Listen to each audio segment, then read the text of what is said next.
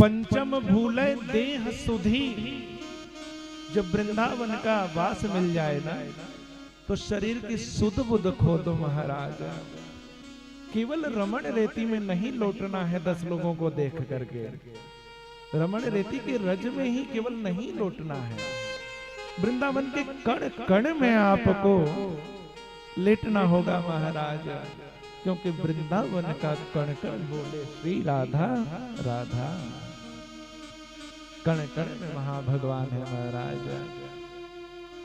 जैसे अक्रूर गए थे भगवान को मिलने के लिए संदेश देने कंस का, वृंदावन की सीमा में ज्यों ही प्रवेश किए ना, अक्रूर का सद्भाव ऐसा था, भक्ति भाव ऐसा था कि भगवान की चरण चिन्ह दिख गए उसे वृंदावन की सीमा पे, लौटने लगा महाराज मेरे गोविंद के चरण हैं, मुझे गोविंद से मिलना है। तमाम तरीके की बातें हैं महाराज, तमाम तरीके की बातें हैं। मेरा निवेदन है आपसे, विरक्त होकर के वृंदावन जाओ। पंचम भूले देह सुधी, शरीर का सुध बुध खो दो महाराज। केवल खान पान के लिए वृंदावन नहीं जाना है। वह भगवान तुम्हें खुद ही संकेत करेंगे, एक से बढ़कर एक संकेत है महाराज। गलियों में घूमते रहते हो, राधा रमण, बांके बिहारी, राधा वल्लभ, अष्ट सखी। एक गली से निकलते हो बांके बिहारी के तो राधा वल्लभ के यहाँ पहुंचते, वहां से फिर राधा रमण, फिर घूम के फिर बांके बिहारी। भगवान तो तुम्हें छोड़ना नहीं चाहते हैं जी, लेकिन हम चतुराई से वहां निकल जाना चाहते हैं। वृंदावन की अद्भुत महिमा है महाराज। जो एक बार भी गया होगा वृंदावन वो इस महात्मा को समझेगा, इस महिमा को जानेगा।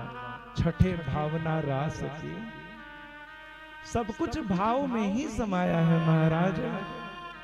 देवो न विद्येत काष्ठे न पाषाणे न मृण्मये, देवो ही विद्येत भावात् तस्मात् भावो ही कारणम। भगवान काठ में नहीं निवास करते, भगवान मिट्टी में नहीं निवास करते, भगवान पाषाण में निवास नहीं करते, भगवान तुम्हारी भावना में निवास करते हैं। तुम कंकड़ से भी यदि भाव जोड़ लोगे ना महाराज, कंकड़ भी शंकर हो जाएगा।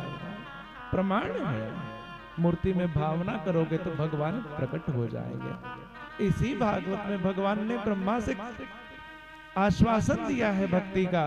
ब्रह्मा ने स्तुति करते हुए कहा था, हे प्रभु आप कितने करुणाशील हैं, आपके भक्त जिस भी स्वरूप का ध्यान करते हैं, जैसी भी कल्पना कर लेते हैं, भगवान के नेत्र ऐसे हैं, भगवान के बाल ऐसे हैं, अगर वह भक्त उस छवि पर स्थिर हो जाता है तो आप उसे उसी छवि से दर्शन देते हैं। ऐसा नहीं है कि कबीर को जिस छवि का दर्शन हुआ वही रविदास को हुआ, जिस छवि का दर्शन रविदास को उसी छवि का मीराबाई को हुआ। मीरा ने जिस मूर्ति में भावना की थी, भगवान उस मूर्ति सदृश होकर प्रकटित थे महाराज। तस्मात् भावो ही कारण, भाव शुद्धि रखो। भगवान भाव बस से भगवान